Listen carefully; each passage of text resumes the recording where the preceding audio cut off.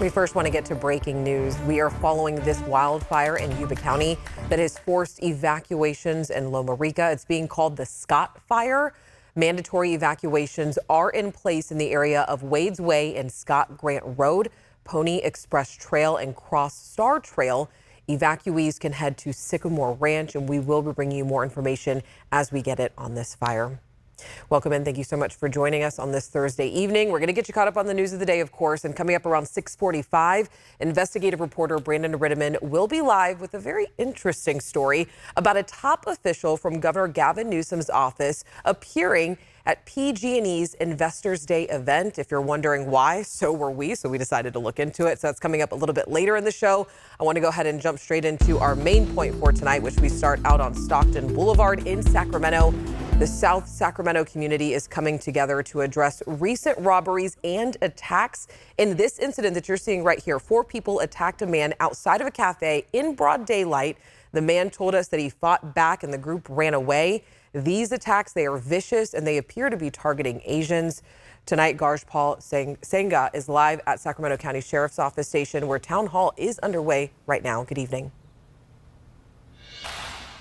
Good evening, Alex. And that town hall is about 30 minutes since they got started here, talking about those recent attacks and talking about what happened and what can be done to prevent those from happening in the future. Let's go and show you some video that we took about 10-15 minutes ago.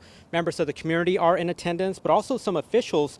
And some of those officials are the Sacramento County Sheriff Jim Cooper and District Attorney Ten Ho. Now, community members frustrated by what they have seen recently, but also the rash of attacks over the past few years and even the past few decades.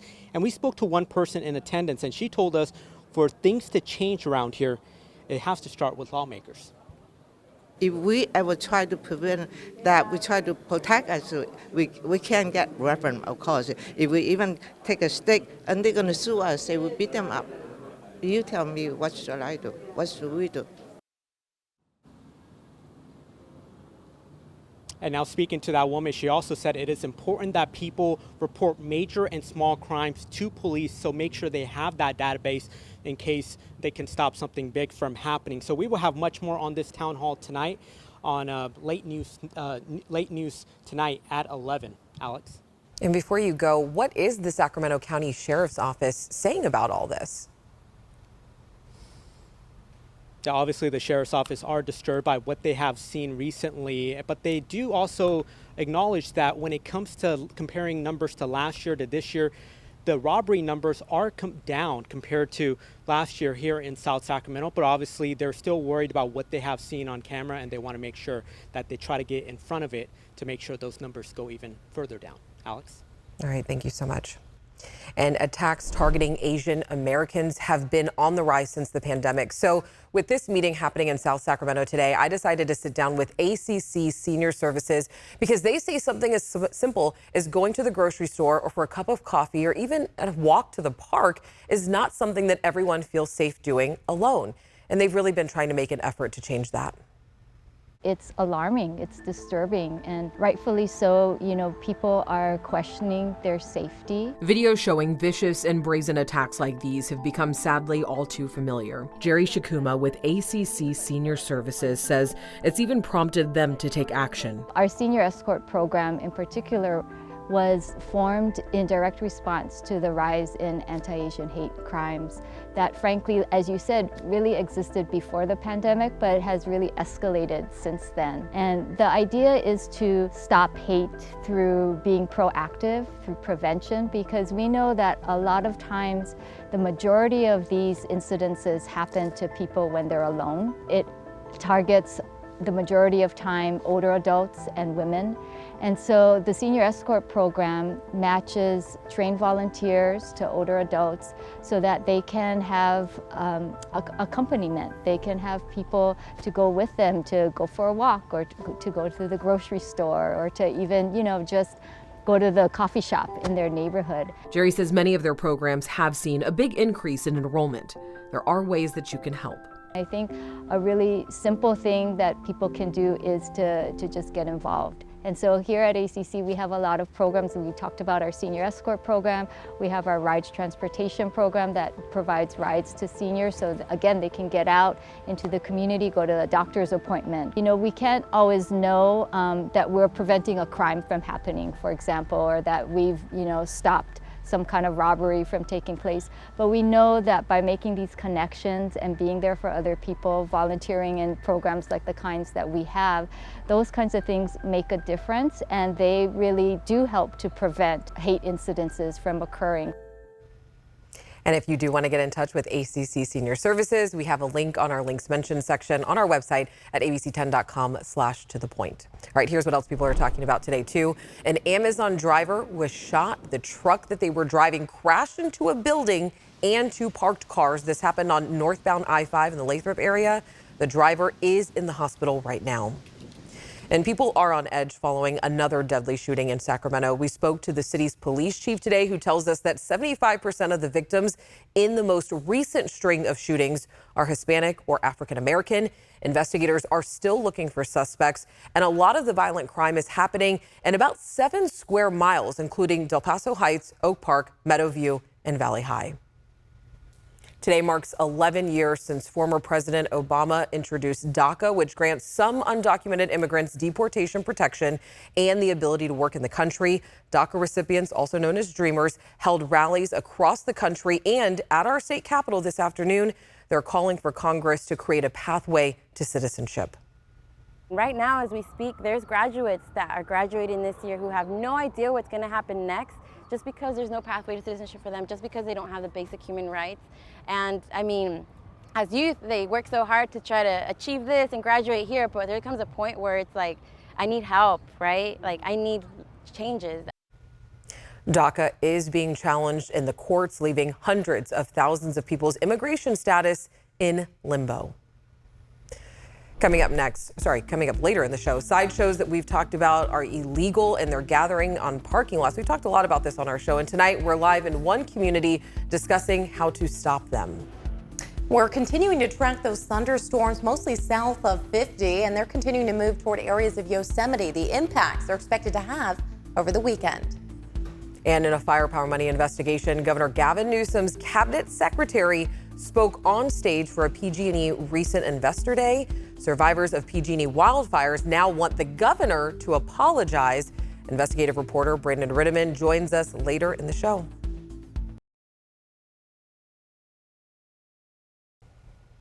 All right, we're continuing to follow this fire in Yuba County. It's one of the several fires that started this afternoon, but this one, the Scott fire, has forced evacuations in Loma Rica. People in the area of Wade's Way and Scott Grant Road, Pony Express Trail, and Cross Star Trail have been told to leave. This is around the Collins Lake area. We will have more information about this evacuation at abc10.com. And we are really getting into peak wildfire season soon. Carly joining us now with more on the forecast. Yeah, we're seeing that the fire right there near Loma Rica continues to burn now. We've heard 95 acres in that area, and another one really close to that area as well. What we're seeing here is that temperatures are changing quickly. As we've approached the weekend now, we're already getting back into those 90s, and check out the humidity levels. Notice everything from Sacramento right around this region is right around the 40 to 50 percentile there. You're getting that delta breeze that's pushing through, bringing in some ocean air. But to the north, Marysville, 18% relative humidity.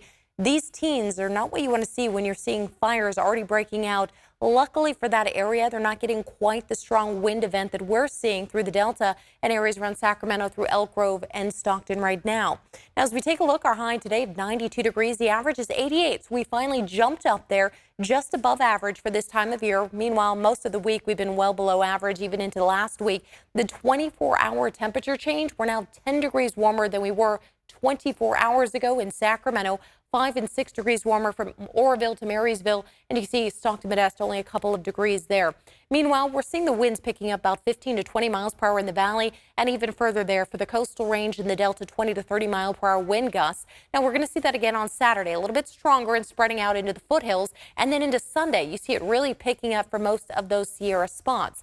As we talk about Father's Day weekend, happy Father's Day. We are seeing a high there of about 93 degrees with sunshine out there. Going to be a nice day for that Father's Day. And then after that, Juneteenth, so another holiday. We'll see 9 a.m. 65 degrees, 1 p.m. 70 with 77 degrees into the afternoon, really starting to cool down by that afternoon hour at 5. And then finally through your weekend, expect to be right around those 90s, upper 80s, low 80s, mid 70s Monday and the first day of summer. Yep, summer there, 86 degrees with sunshine. Coming up after the break, sideshows, street racing, and reckless driving are all up for discussion tonight. We are live in South Sacramento where concerns are being heard.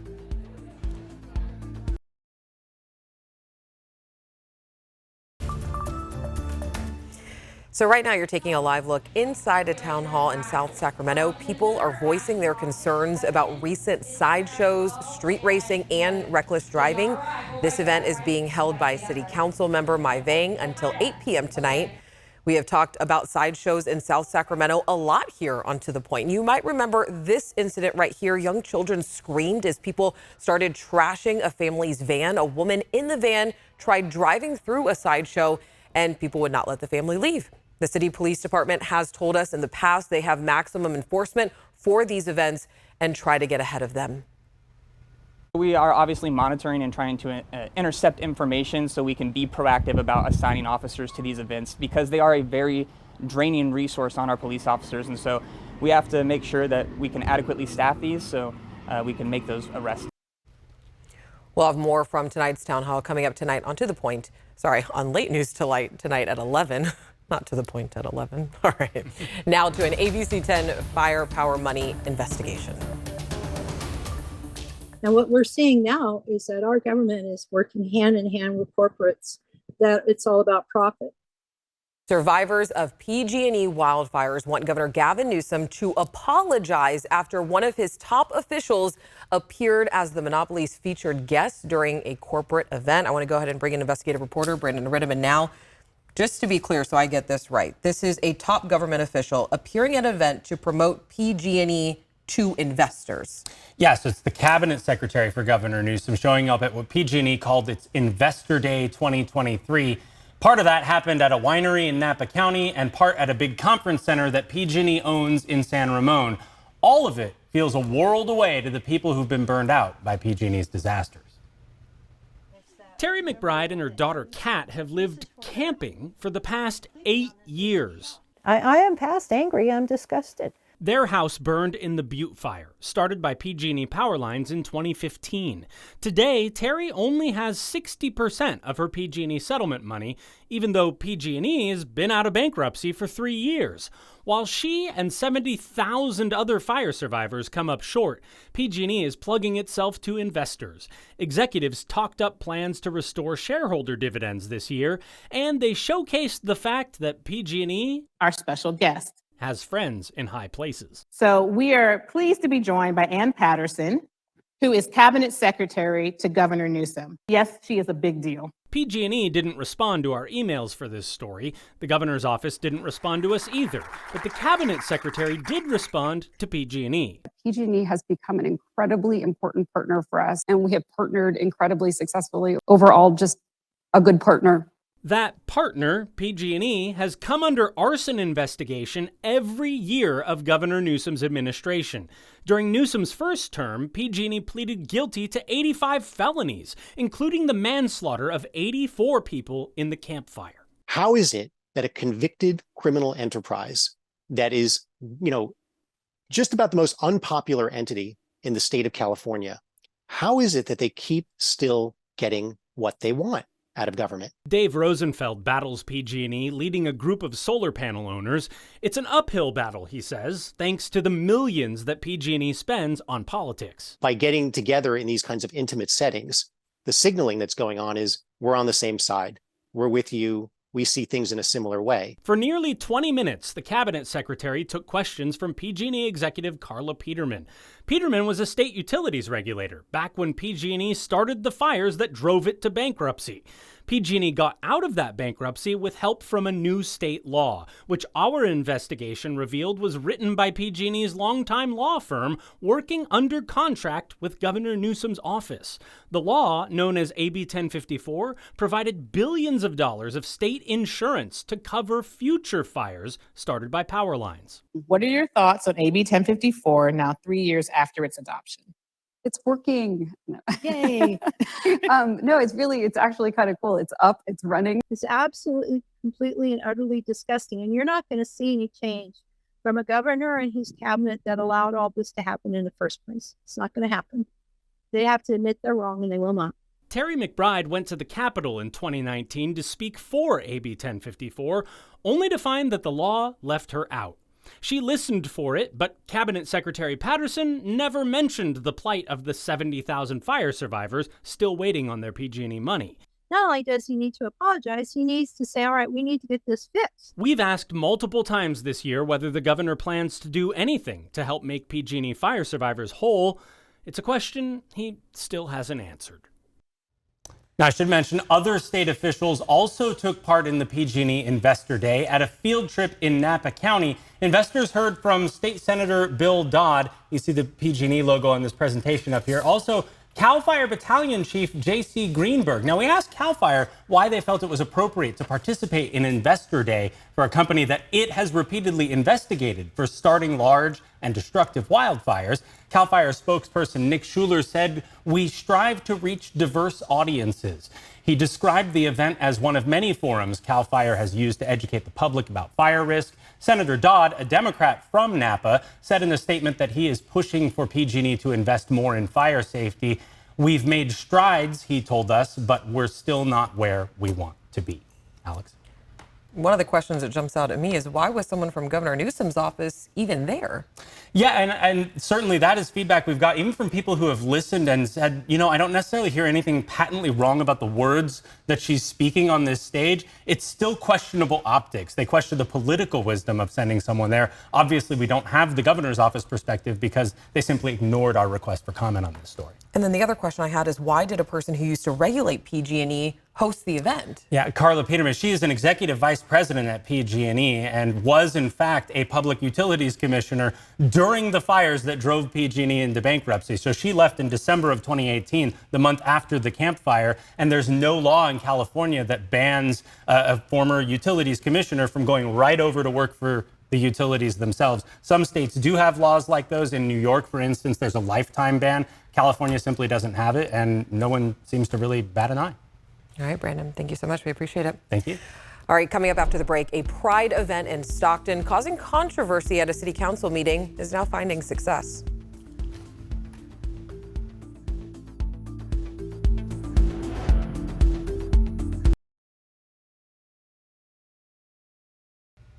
Our Becca Habegger was out emceeing a fundraiser last night at Topgolf in Roseville. The event was for Stand Up Placer, a nonprofit that works to empower survivors of domestic violence, sexual assault, and human trafficking.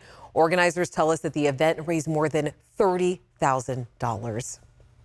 And an update to a story that we've been following. The San Joaquin Pride Center announced this morning that it sold out all of its tickets to this weekend's family-friendly drag show. The event's location at Pixie Woods Children's Park in Stockton sparked controversy at a city council meeting last month.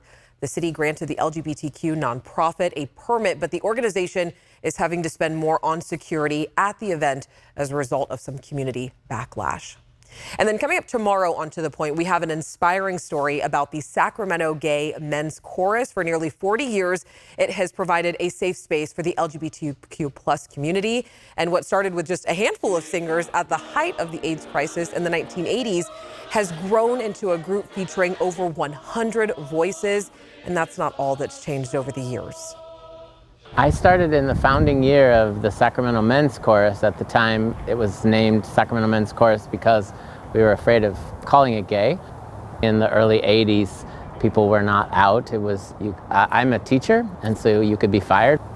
As you know, in the 80s, the AIDS crisis, we sang at probably more vigils and funerals than I would ever care to tell you. We'll have much more of that story and some incredible singing tomorrow night at 6:30 during To The Point right here on ABC 10. As always, if you have something that you want me to look into, make sure you send me an email. You can also find me on Facebook and Instagram. We love to hear from you. Have a great night. I'll see you later.